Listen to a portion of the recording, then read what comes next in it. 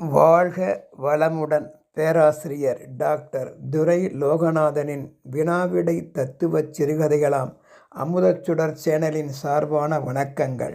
என் கதைகள் பல வெளிவர உதவிடும் யூடியூப் நிறுவனத்தாருக்கும் நண்பர்களுக்கும் என் கதைகளுக்கு நாளுக்கு நாள் அமோக ஆதரவு தந்து என்னை மகிழ்விக்கின்ற ரசிகப் பெருமக்களுக்கும் வாழ்த்துக்களும் வணக்கங்களும். வாருங்கள், இன்றைய சிந்தனைக்குரிய தலைப்பாம் சிறந்த அடையாளங்களை காண்போமா? வெளிநாட்டில் நான் இருந்தபோது அடர்ந்த அந்த பசுமை மிகு காட்டு மரங்களின் அழகில் மயங்கிப் போனேன் என்றே சொல்ல வேண்டும். நகரின் எல்லா பகுதிகளும் அழகுடன் திகழ்ந்தன. அந்த அழகிய அம்சங்களையும் கண்டு பிரமித்தேன். வளர்ப்பு மற்றும் வனவிலங்கினையும் கண்டு மகிழ்ந்தேன். வட்டவானில் சுதந்திரமாய் சிறகடித்து பறக்கும் வண்ண வண்ண பறவைகளையும் அதன் கீத ஒலிகளையும் கேட்டு மெய்மறந்து போனேன். இருந்தாலும் ஆங்காங்கே நேரில் சென்றும் தூர நின்றும் அவற்றின் இடையே நிழற்படங்கள் எடுத்து மற்றவர்க்கும் என்னைப்போல் காணாதவர்களுக்கும் காட்டிட என்னை அங்கு நான் அடையாளப்படுத்தி கொண்டேன். அந்த அடையாளங்களின் ஒரு பகுதிதான் இந்த கதை. இயற்கை சூழல், மரம் செடி கொடிகள் நிறைந்த அந்த வனாந்தர பகுதிக்கு ஒரு முறை நான் நடந்தே சென்று அனுபவித்தேன். அழகிய பூத்து குலுங்கும் அழகிய மலர்கள் யாவும் தன்னிடத்தில் இருந்து கொண்டே மரம் செடி கொடிகளை வீசியடிக்கும் அந்த தென்றல் காற்றின் வழியே சிலவற்றை உதிர வைத்தும் என்மேல் தூவியும் அசைந்து அசைந்து முகம் மலர்ந்து நேசித்து பார்க்கும் என்னை வரவேற்றது போல் மகிழ்ந்தேன். இவ்வாறு தன்னை அடையாளப்படுத்தி கொள்ளும் வரவேற்கும் அந்த இயற்கை மரங்களின் இணைந்த மரங்களின் அழகு என்பது மானுடர்களுக்கும் வரவேண்டுமென்றும் நினைத்தேன். என்னை போன்ற பலர் அவ்விடத்திற்கு வந்திருந்தனர். சாதி, மதம், இனம், மொழியால் வேறுபட்டவர்கள் என்பதை அவர்களின் அடையாளங்கள் மற்றும் எண்ணம், சொல், செயல் வழியே அறிந்து கொண்டேன். அவர்களின் பழக்க வழக்க போக்குகள் எனக்கு அவர்களை யாவர், எப்படிப்பட்டவர் என்பதை அடையாளப்படுத்தி காட்டிற்று. அன்புடன் என்னை நேசித்து உற்று பார்க்கின்றார்கள் என்பதையும் அவர்களது முகங்களின் புன்னகை அடையாளங்களின் வழியே தெரிந்து கொண்டேன். இயற்கை சூழலுக்கோ தன்னை வேறு வகையில் அடையாளப்படுத்தி காட்டும் போக்கு இல்லாமல் நம் உடலுக்கும் மனதுக்கும் குளிர்ச்சியையும் மன அமைதியையும் மட்டுமே யாவர்க்கும் பகிர்ந்து அளித்து அந்த இரு பசுமை மரங்கள் போன்ற பல வகையான மரங்கள் அடையாளப்படுத்தி கொள்ளும் அவற்றின் பொதுமைத்தன்மையை அவற்றின் வழியே உணர்ந்து நாமும் அவ்வாறே மற்றவர் எவரும் போற்றும், விரும்பும், ஈர்க்கும் வகையில் நம் அடையாளத்தை ஏற்படுத்தி கொள்வதே சிறந்த வாழ்வியல் அடையாளப் போக்கு என்பதை அங்கேயே நான் உணர்ந்து கொண்டேன். அவரவர்களின் தேவைக்கு ஏற்ப இளைப்பாறிட நிழல்கள் தந்து பழங்கள் போன்றன அளித்து ஓங்கி உயர்ந்து நெடிய மரமாய் வளர்ந்துள்ள இணையாய் உள்ள அந்த பெற்றோர்களைப் போன்ற பெரிய பெரிய அடர்ந்த பசுமை இலைகளை உடைய அந்த மரங்களின் அடிப்பகுதிகள் பல சற்றே என்னிடம் வந்து இளைப்பாரி செல்லுங்களேன் என்று அம்மரங்களின் அடிப்பகுதிகள் யாவும் நிழல் தந்து எங்களை வரவேற்பது போல் இருந்தது. அந்த மரங்களோ அவை தன்னை நின்ற இடங்களிலேயே நின்று அடையாளப்படுத்தி கொண்டன.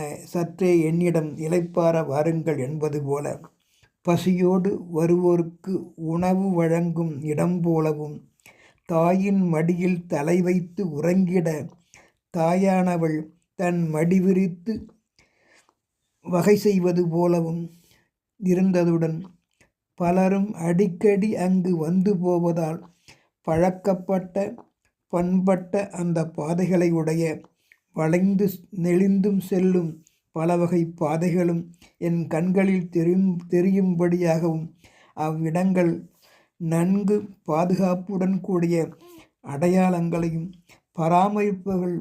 பராமரிப்பவர்கள் வழியே பெற்றிருப்பதையும் உணர்ந்து கொண்டேன். எனக்கோ நடந்து வந்த களைப்பால் மாலை வரை சற்று தூரத்தில் தெரியும் அந்த இணைந்த பெற்றோர்களைப் போன்ற மரங்களாம் பசுமை மரத்தடியின் கீழ் சற்று அமர்ந்து இளைப்பாற செல்ல திட்டமிட்டேன். அவ்வாறும் செய்து கொண்டேன்.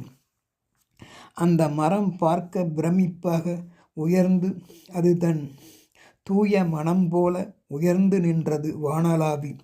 அதன் உயரத்தை பார்த்த அளவில் என் கழுத்து பின்பகுதியே வலிக்க ஆரம்பித்து விட்டது.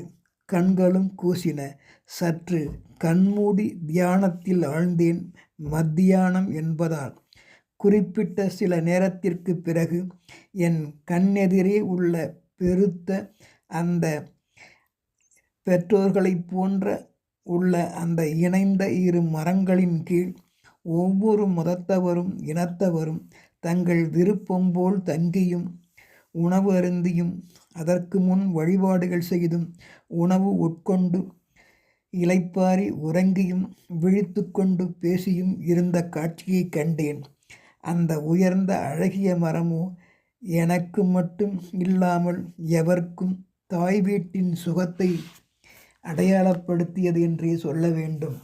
இனம் மதம் மொழியால் வந்தவர்களையோ அவர்களது பழக்க வழக்கங்களையோ அந்த தாய் போன்ற இணைந்த பெற்றோர்களாம் அந்த பசுமைமிகு மரங்கள் வெறுத்து ஒதுக்கிடாமல் யாவரையும் தன் பெற்ற பிள்ளைகள் போல் தாயைப் போல் அந்த மரங்கள் நினைத்து பாவித்து குளிர்ந்த தங்கள் நிழல் தந்து தனது தூய்மை வேறுபாடற்ற அடையாளத்தை வெளிப்படுத்தி நின்ற காட்சிகள் மானுடர்கள் யாவருக்கும் பதிய வேண்டும் என்றும் நான் அடையாளப்படுத்தி பார்த்தேன்.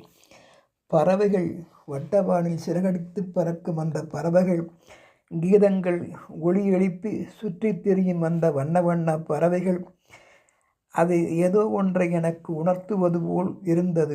மானுடா, நீங்கள் மட்டும் இருக்கின்ற இடத்தை பொறுத்து முகமதியர், இஸ்லாமியர், சைவ வைணவர்கள், கிறித்துவர்கள் என்ற பெயரை மனிதர்கள் மாற்றிக்கொண்டு இருக்கின்றீர்கள். ஆனால் நாங்கள் எவ்விடத்தில் இருந்தாலும் எங்கள் பெயர்கள் மட்டும் பறவைகளே, அதில் எந்த ஒரு மாற்றமும் எங்களுக்கு இல்லை என்று கூறுவது போல் பறந்து சென்றன.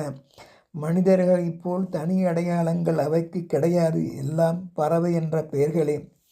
மகிழ்ச்சியுடன் தாய் மற்றும் அந்த குஞ்சு பறவைகள் தங்கள் கீத ஒளிகளால் அடையாளப்படுத்தி எழுப்பிய ஒளிகள் எனக்கு நம் தாய் தந்த தாலாட்டை அடையாளப்படுத்தி நின்றது. அது மட்டுமல்ல, ஜீவகாருண்யத்துடன் பசிக்கு உணவுப் பொருட்களை தன்னிடத்தில் உள்ளதை கொடுத்து மகிழும் அந்த வனாந்தர பகுதியின் பரோபகாரம், இயற்கையின் ஈத்துவக்கும் இன்ப உதவிகள் என்ற அடையாளங்களும் உலகத்தவர் யாவர்க்கும் நிரந்தரமாய் இருந்துவிட்டால் பல பிரச்சனைகள் எழாது போய்விடும், பூசல்கள் ஏற்படாது, உயிர்கள் பாதுகாக்கப்படும் என்றும் நினைத்தேன். பொறுத்தார் பூமியில் நிலைத்து வாழ்வர் என்பதற்கு அடையாளங்களே ஏதோ ஒரு வகையில் உடலாலோ புகழாலோ உதாரணங்களே இந்த மரங்கள்தான்.